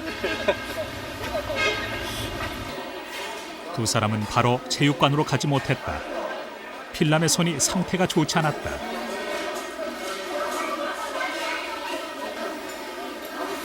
그런 상태로 어떻게 오늘 이렇게 대련할 수 있겠어요? 네? 네. 재영 씨는 어디 다친 데 없어요? 예. 재영의 손은 이미 굳은 살이 박혀있다. 그동안 익힌 실력으로 선배와 대련을 벌여야 하는데 필람은 걱정이 앞선다.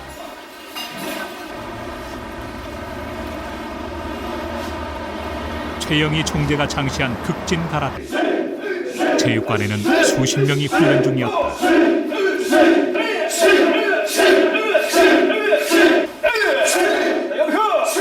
그들 중 맨 앞에 선 이 사람이 재영과 필람의 선배였다. 재영과 필람은 바로 이들의 훈련에 동참했다. 몸풀기 훈련만 30여 분.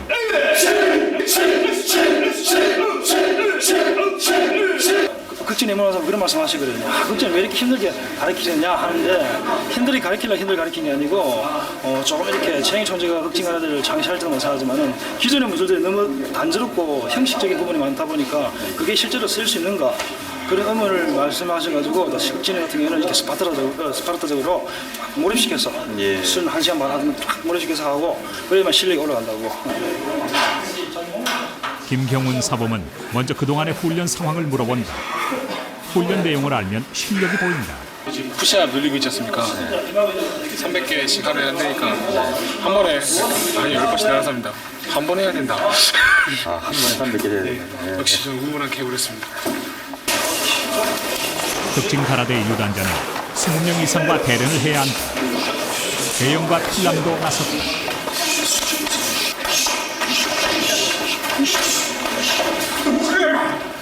김경훈 사범도 제자를 상대한다.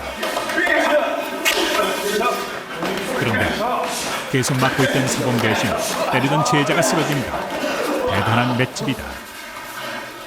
드디어 사부가 재영을 불렀다. 재영과 필람이 벼르던 그 순간이 온 것이다.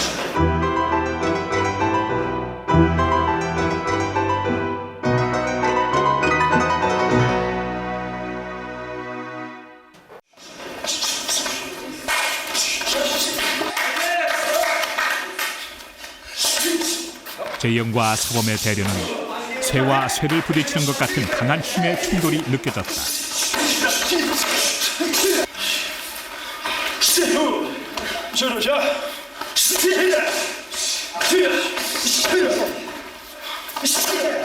그러나 먼저 지친 쪽은 나이가 13살이나 젊은 재영이었다.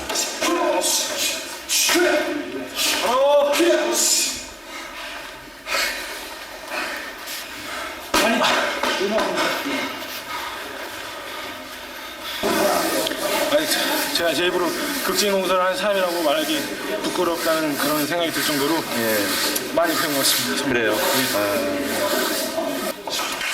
이번엔 필람의 차례.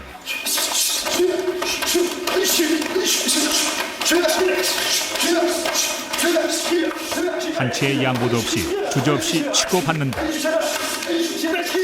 격렬했다.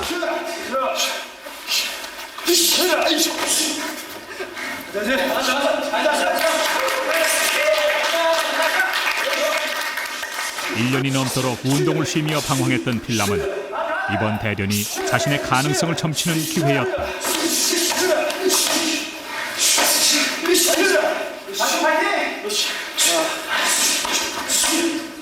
그러나 역시 필람은 사범의 상대가 될 수 없었다.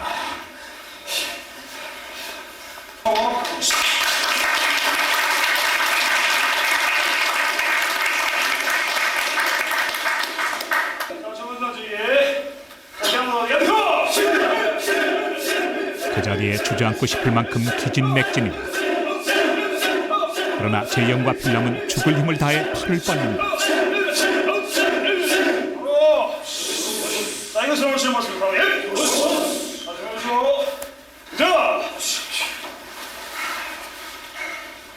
최배달 선생도 이렇게 힘겨운 순간이 있었으리라.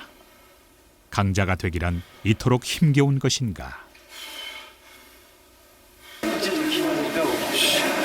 다시 이제 좀 체력 좀 키우고 다시 또 수련하고 사부님이랑 안 하고 힘을 열심히 길러서 사부님을 보내겠습니다. 사부님 받아주시니까 또 이번에 또 너무 힘이고 너무 부족하고 같이 제가 먹으니까 상당히 이제 그림이나 파워가 실리는 것 같은데 그러니까 파워가 실려 있어요. 뭐 실력 지금 이제 20인데 이제 언제든지 뭐 본인들 열심히 하니까 그 다음 뭐 그 없을 것 같습니다.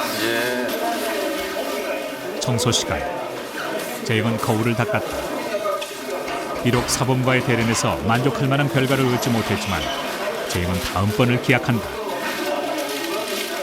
그런데 필람은 좀 다르다.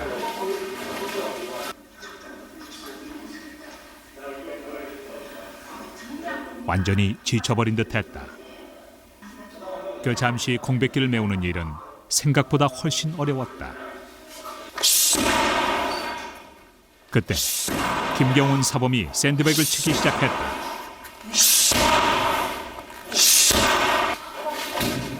그것은 재영과 필람을 향한 무언의 경고였다.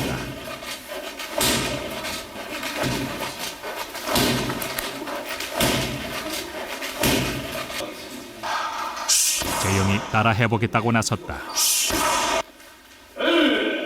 필람은 사범보다 이런 재영의 모습이 더 놀랍다.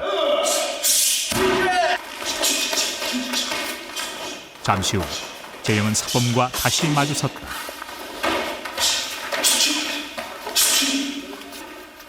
이것이 시합이 아니라 실전이라면 누구 한 사람 쓰러질 때까지 계속될 것이다. 그때는 힘과 기술이 아니라 끝까지 버티는 사람이 승자가 된다.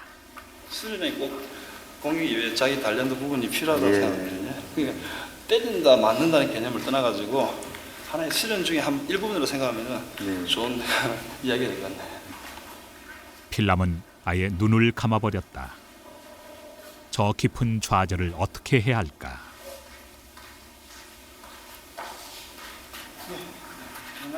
김경훈 사범이 야구 방망이를 준비하라고 한 건 그때였다.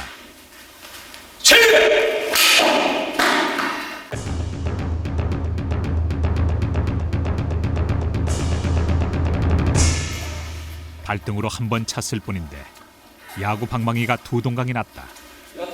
이건 힘도 기술도 아니라고 한다.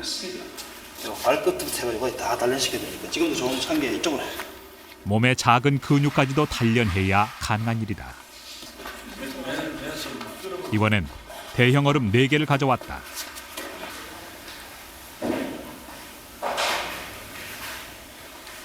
이 얼음을 격파하겠다는 것이다.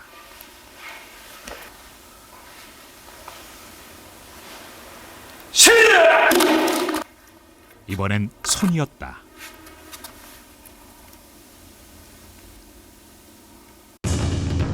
내려치는 손날의 힘이 이 두꺼운 얼음을 반쪽으로 갈랐다. 그런데 그 힘에 얼음 사이에 끼워놓은 벽돌도 성치 못했다. 김경훈 사범은 왜 이런 격파술을 보여줬던 것일까? 후배들을 바닷가로 안내한 그는 25이 넘어 일본에 건너가 무예를 닦은 자신의 이야기를 들려주었다. 하는 것도 모르고 바다같이 한순간에 이루어지는 게 아니고 깊이라는 거는 오매하고 그만큼 또 알게 되면 그만큼 더 힘들고 그러면 또 그만큼 열심히 해야 되는 거지 한순간에 그런 걸 이루려면 또 이룰 수 없는 거고 계속 자기 수련을 열심히 하면서 자기와의 그 싸움을 해나가면서 이룰 수 있는 게 다 그런 무득의 세계라는 보는 거지. 나이도 뛰어넘고 어떤 힘도 두려워하지 않을 만큼 자기와의 싸움에서 이겼을 때 절로 얻어지는 것이 곧 고수란 이름이다.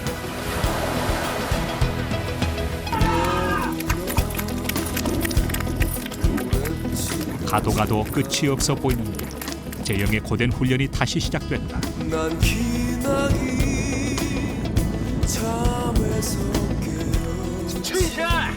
여행길에 만난 고수들은 한결같이 쉼없는 훈련을 얘기합니다. 도대체 얼마나 많은 땀을 흘려야 고수가 되는 것일까?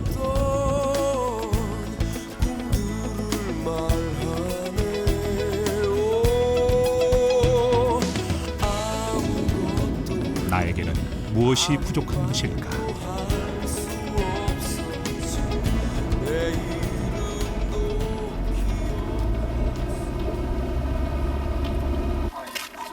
그 무렵 유진은 제천의 한 장애인 학교에 와 있었다.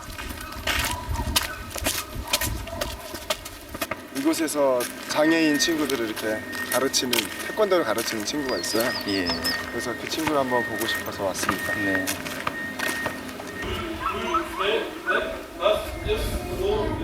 기본적인 품새 하나를 익히는데도 한 달, 2달씩 걸리는 아이들. 자, 팔 잡고, 자, 무릎 잡고, 자, 무릎 잡고, 자, 해보세요. 자, 이번에는 이들에게 태권도는 무술은커녕 간단한 스트레칭, 체조 이상의 의미가 없는 것 같다. 김진배 씨는 그러나 아주 절도 있는 무술인의 자세로 아이들을 대한다. 준비. 한 학생을 세워 심판의 임무를 주었다. 어렵게 찾아온 유진을 보고 진배 씨가 대련을 요청한 것이다.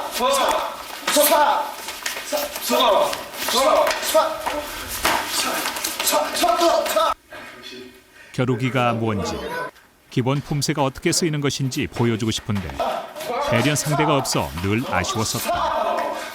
보통 무술을 하면은 내가 강해지기 위해서, 내가 더 잘해지기 위해서 하는 걸로만 생각을 하는데 그것만이 아니라 또 자기가 배운 걸 우리보다 조금 부족한 친구들에게 나눠주려고 하는 그런 마음, 그걸 실천하는 이런 자세가 정말 친구지만 너무나 존경스러운 그런 친구예요.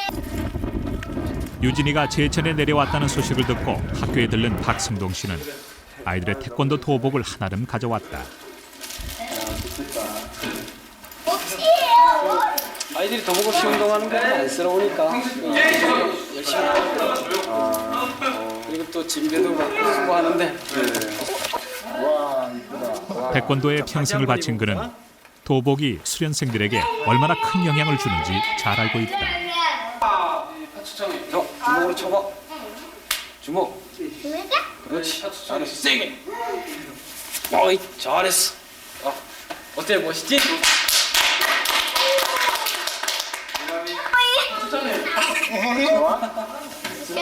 도복을 입는 순간 태권도는 단순한 운동이 아닌 무예가 된다.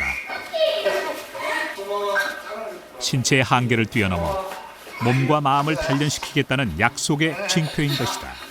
이제 도복도 있고 힘띠 좀 했으니까 앞으로 더 열심히 수련해야 돼요. 주먹으로 말하는데. 이 변화에 진배 씨는 작은 기대에 부푼다. 아이들은 춤을 추며 좋아했다. 박승동 씨와 유진의 선물에 감사의 표시였다.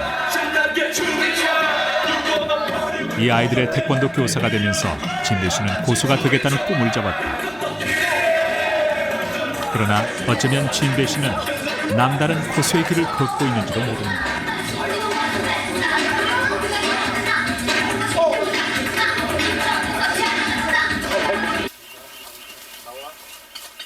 홍천 박성호 씨의 집에서 열린 무술인들의 모임에 유진은 물론 재영과 필남이 함께했다.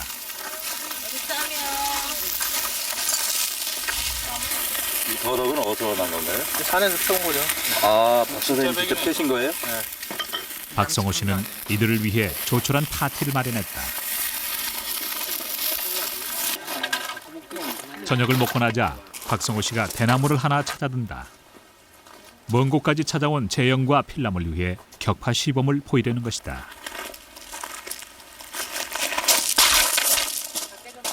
그런데 대나무는 부러지지 않았다. 전에는 한 번도 없었던 일이다.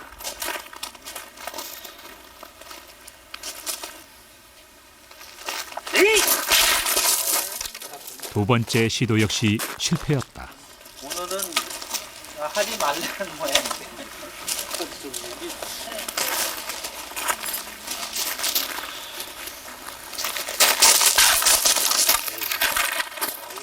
격파는 세 번째 시도에서 이루어졌다. 아무리 고수라도 실패와 좌절이 있는 것이다. 부러진 대나무는 그걸 온몸으로 교훈하고 있었다.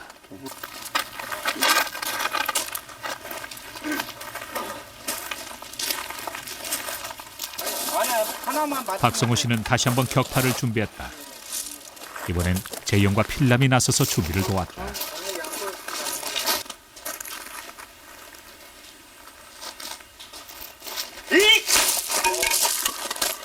두꺼운 강목이 그대로 부러졌다.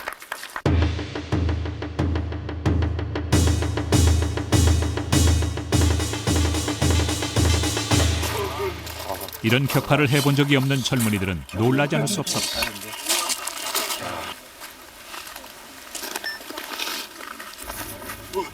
다음날 아침, 박병철 씨는 후배를 지도하고 있었다. 그는 30대 중반의 나이에도 수련을 계속해온 노력파다.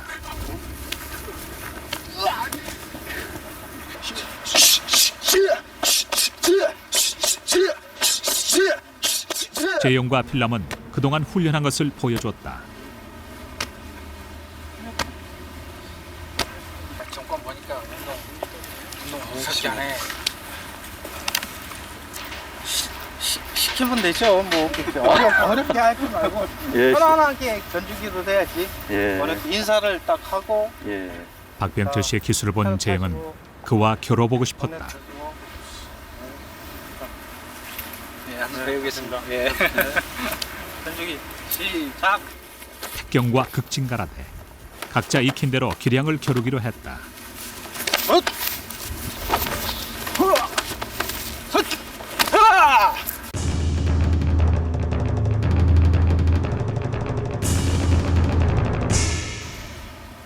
병철 씨의 발질에 재영이 강한 타격을 입자 분위기가 돌변했다.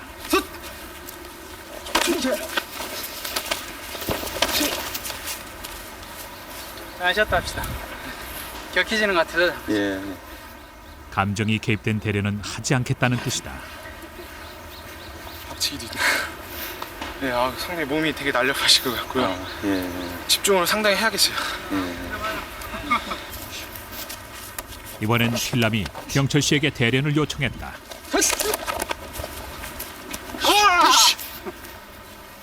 필람 역시 병철 씨의 빠른 공격에 당황하고 있었다. 쉬었다 합시다. 병철 씨가 또 대련을 중지시켰다. 야무지시네 다들. 아이고 나 20살 때로 가고 싶다. 계명님은 좀 내가 수염말라 길러가지고 고개 들기도 힘들어. 대련을 마치자 매섭던 눈빛은 온데간데가 없다. 대단한 실력파인 건 분명한데 왜 두 번이나 대련을 중지했을까? 발질은 처음 경험한 발질들이 많이 있을 텐데. 예. 그렇죠. 어때요? 안으로 휘어차는. 예. 예상을 제가 못했거든요. 그런 거 맞은 것만 제가 상당히 도움이 될 것 같아요. 보여드리고 워낙 이제 우리 친구들이 이제 배운 기법들을 소신 있게 이렇게 펼치다 보니까 우리 쪽에서 이제 그 기법을 능가하려면 우리도 그것보다 더 가공한 힘을 써야 되기 때문에 그렇게 되면 위험해지는 경우들 서로 쓰는 쪽이나 당하는 쪽이나 서로 위험을 감수하고 사용하는 기법들이 있기 때문에 이제 그런 부분들은 있어야 될까지.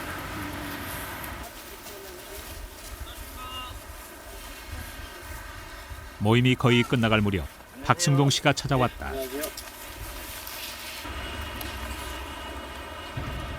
박승동 씨는 꼭 한번 실전 대련을 해보고 싶어하는 제천의 후배 최석기 씨를 데려왔다. 오늘 우리 저 젊은 친구들하고 한번 해보시려고요. 어떻게 뭐 하실 수 있으시겠어요? 예, 한번 해봐. 예. 용감합니다 아주. 아 용감해요? 예. 왜요? 지금 저 나이가 벌써 30대 중반인데 20대 펄펄한 청년들하고 이렇게 예. 실전하려고 네. 태권도 선수하고도 해본 적 있어요? 지금 아마 처음인 것 같습니다. 아 예. 재영이가 석기 씨의 대련 상대로 나섰다.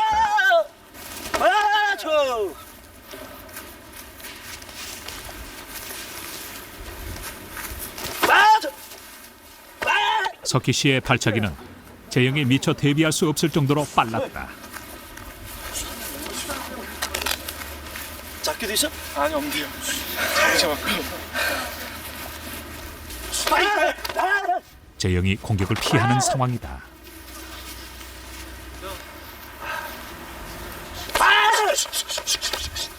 재영의 공격은 다시 맞붙었을 때 상대의 가슴을 가격하는 게 전부였다.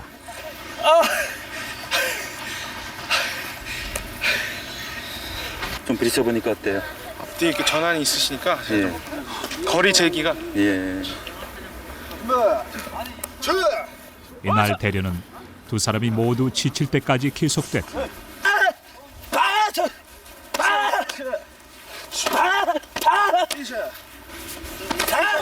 한쪽은 스피드, 한쪽은 강한 힘. 자신에게 무엇이 부족한지 이날 재영은 확실히 알 수 있었다.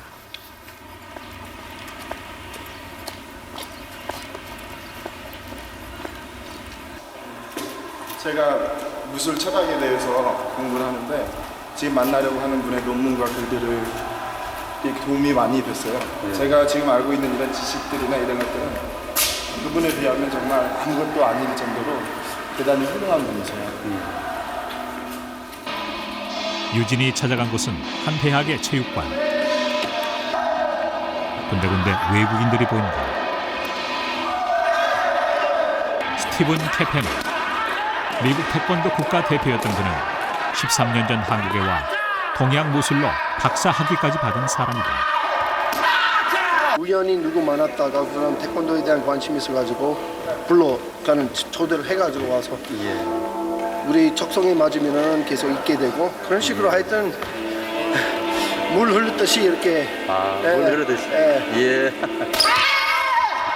태권도에 깊이 매료된 스티븐과 그의 친구들은 각자 직업과 나이는 다르지만 매주 토요일마다 모여 훈련하고 있다. 뭐 92년 왔습니다. 그때는 스티브 형에게서는 도움이 많이 받았습니다. 근데 너무 고맙스럽게 생각하고 태권도 실력이 대단하신가요? 예, 대단해요. 그래서 스티브 형에게서는 태권도 되게 많이 배웠습니다. 형이에요? 형이라고 불러요. 유진은 여기에서 태권도 국가대표 시범단의 곽형택 씨를 만났다.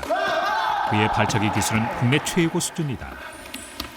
항상 비디오로 보고 따라 배우고 그랬었는데 직접 이렇게 마주보고 같이 운동했을 때는 너무 기쁩니다. 우리 박태경 선수는요? 예. 아주 대단히 훌륭한 선수.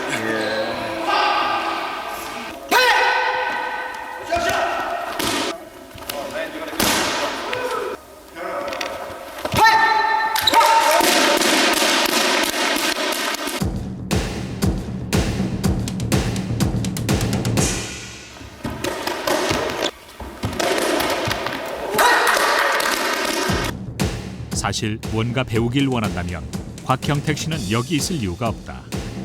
그는 순수한 열정을 지닌 외국 친구들이 좋을 따름이다.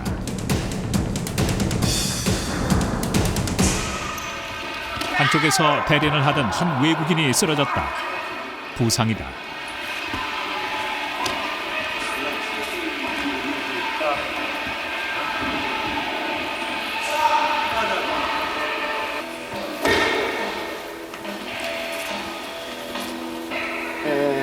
몇 주 전에 다쳤어요.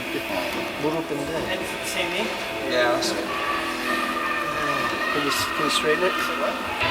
좋아하니까 어떻게 가만히 있으면 또 마음도 아프고 하면서 갑자기 열받고 열정 때문에 열받으세요? 그렇죠. 여기 운동 못하면? 그렇죠. 스티븐 교수는 응급처치를 했다. 부상을 입은 몸으로 모임에 나오는 마음을 탓할 수가 없다. 오래전부터 이렇게 해가지고서 그냥 뭐 형제같이 이런 모이는 거고. 근데 그 운동뿐만 아니고 그냥 그 교회도 이제 상당히 친하게 지내고 있고. 훈련이 끝난 뒤 모두가 식당에 모였다.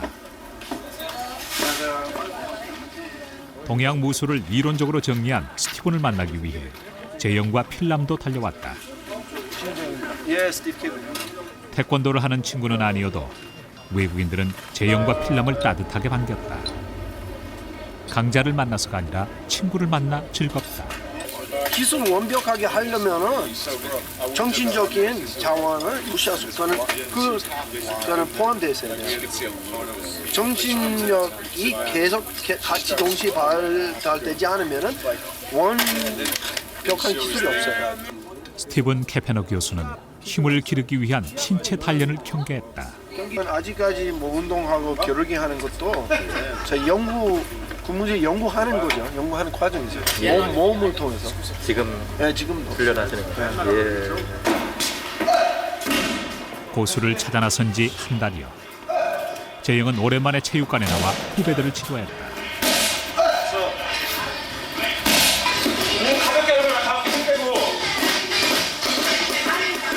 그것은 자신을 향한 채찍질이기도 했다.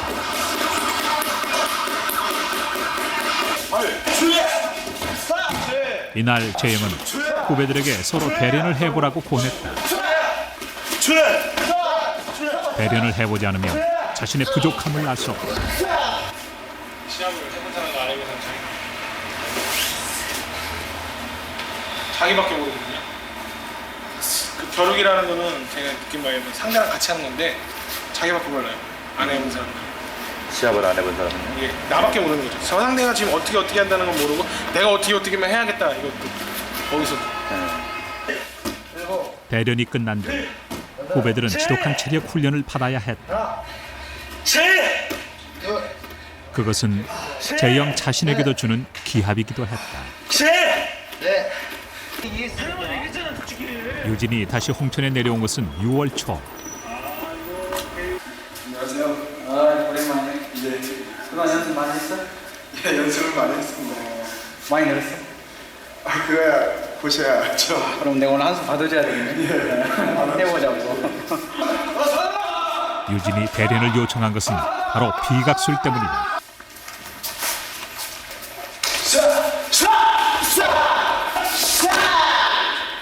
대법인데 너무나 많이 늘었네. 힘들게 훈련한 결과는 만족스러웠다. 막강 파워네 이제. 조금 늘었습니까? 네, 많이 좋아졌는데. 그대로. 그런데 박병표 씨는 한 차원 높은 다른 비각술을 보여준다.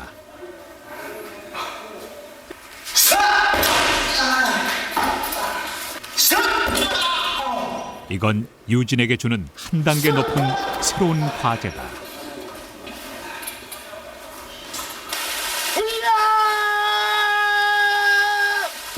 한 고비를 넘었는가 했더니 또 다른 산이 가로막는다.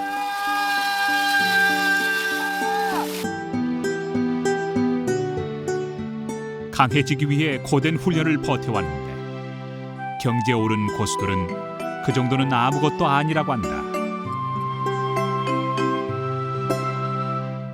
모든 것이 다시 처음으로 돌아갔다. 또다시 달리기를 하고 기본 품새를 연마해야 한다. 좀 더 나은 나를 찾기 위한 여행은 아직 끝나지 않았다.